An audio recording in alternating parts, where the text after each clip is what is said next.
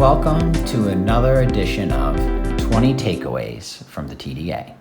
This week's TDA takeaways will be coming from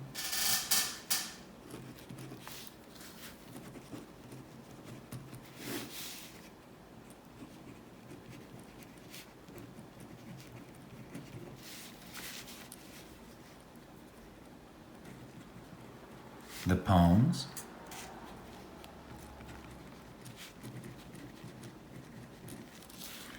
Hanging Fire,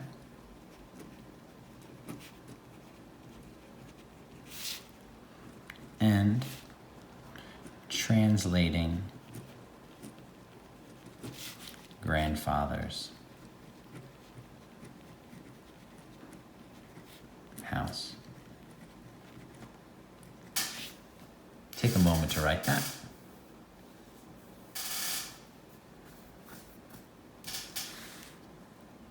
Now take a moment, please, to number 1 through 20.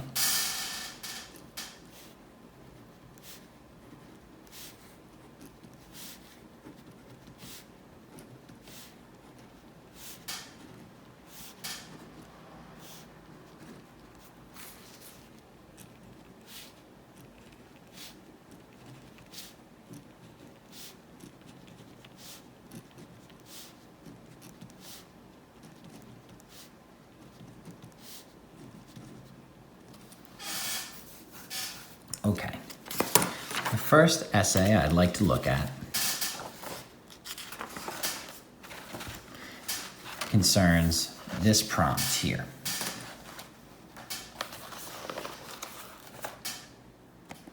From this prompt here, both speakers in Hanging Fire and Translating Grandfather's House experience conflict. Why did Audre Lorde choose a lyric poem and E.J. Vega choose a narrative poem? What connotative word choices help to develop the conflict in both poems? Use evidence to develop your answers. All right, before we look at what they wrote, one takeaway is it will always begin with a piece of context. All prompts have a little bit of context to help you out. So, number 1, all prompts begin with context or background.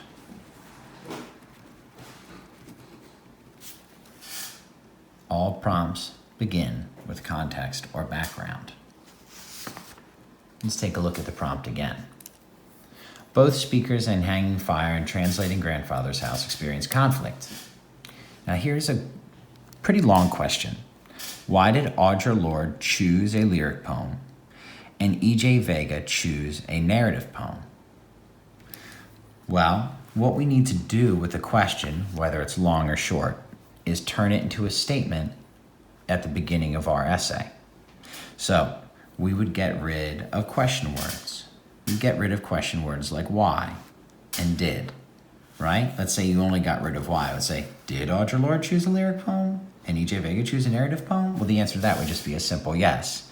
That's not an essay. That's not analysis. That's just a yes or no, an identification, I guess. So we would get rid of why and did. Okay?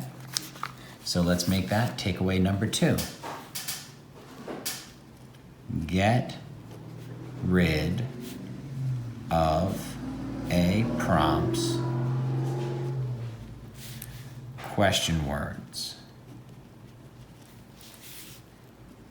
Words like why and did. Get rid of those things. Let's take a look at some more of the prompt. What connotative word choices help to develop the conflict in both poems? Well, looks like we can do the same thing we just did. We get rid of what, and suddenly it becomes a statement. Connotative word choices help to develop the conflict in both poems. Notice how that turns it into, there's nothing else that needs to be done there. You can just come back to that for a body paragraph later. It becomes part of your thesis statement. So takeaway number 3 is get rid of all question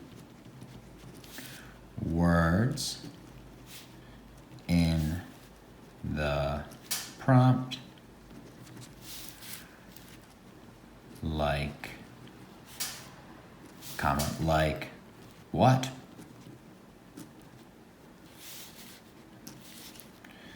To form your answer. Okay, dokay. Well, let's take a look at how this writer does it, or does with it. In translating Grandfather's House and Hanging Fire, both authors choose different types of poems.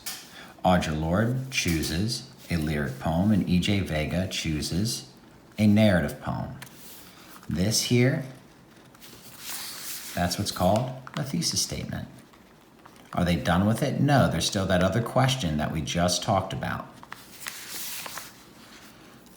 The author, Audre Lorde, wrote a lyric poem. So it looks to me like they forgot that last little sentence that would help them to make sure they fully answer the prompt. So takeaway number 4 will be fully answer the prompt in your first paragraph.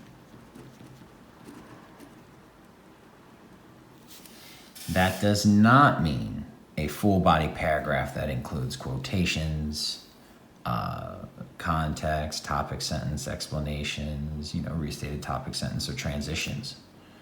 It means that your first paragraph ought to fully address the prompt. Just answer it in 1 to 2 sentences, okay? Towards that end, the author, Audre Lorde, wrote a lyric poem. Well, there really ought to be a line here, right? A lyric poem because she didn't have a main conflict and plot that she wrote about. I think it's fine. Never try to always avoid using conjunctions in a topic sentence. The shorter the better. I would just get rid of didn't have main conflict. That's what I would do to shorten it a little bit, okay? This here is a topic sentence. And if there were a line separating it and a complete thesis statement, we'd really be cooking here. The author, E.J. Vega, wrote a narrative poem because his poem had a main conflict, and his main conflict was truthful versus a teacher's assumption. All right, this here could be the function of a topic sentence,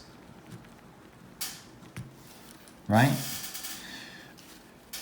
So we have 2 topic sentences, so it's a little bit disorganized. If this were all a big thesis statement, it would be too long.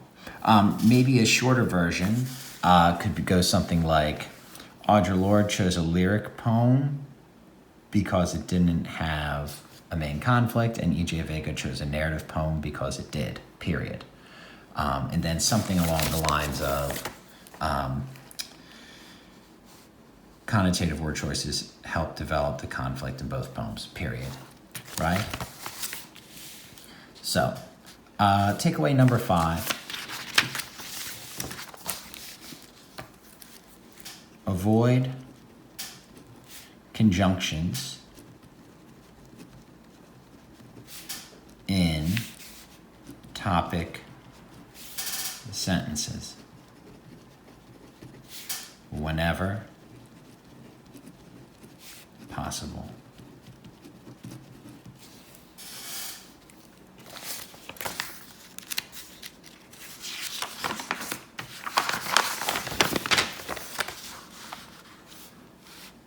Look at these beautiful pictures.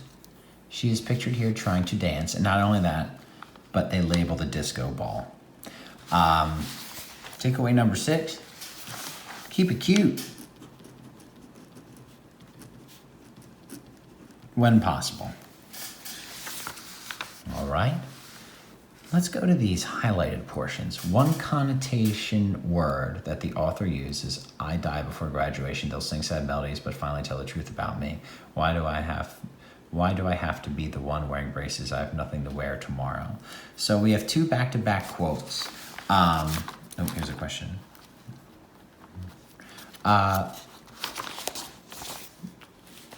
Takeaway number 7, no back-to-back quotations. Instead, use an ellipsis and combine quotations. An ellipsis is a fancy word for one of these. The dots you look at while you're waiting for someone to finish their thoughts and texting you back, right? I see you're answering me, but in this, it allows you to skip over parts of the poem. So they could just go, I'll die before graduation, they will sing sad melodies, but finally tell the truth about me. We can just get rid of this quote, put an ellipses in there, get rid of this quotation mark, and then boom. Then we're good to go. So that's a move.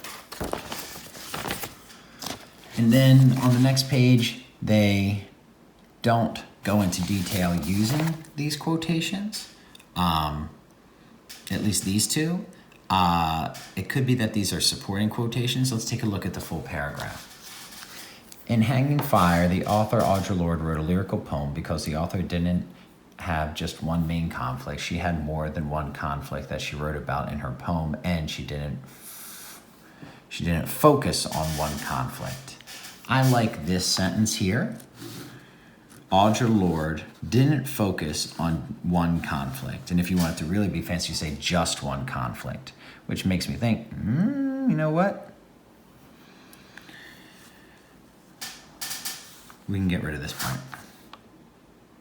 And maybe say, she didn't focus on one conflict in her lyrical poem, period, right? Takeaway number 8, keep topic sentences short. Okay.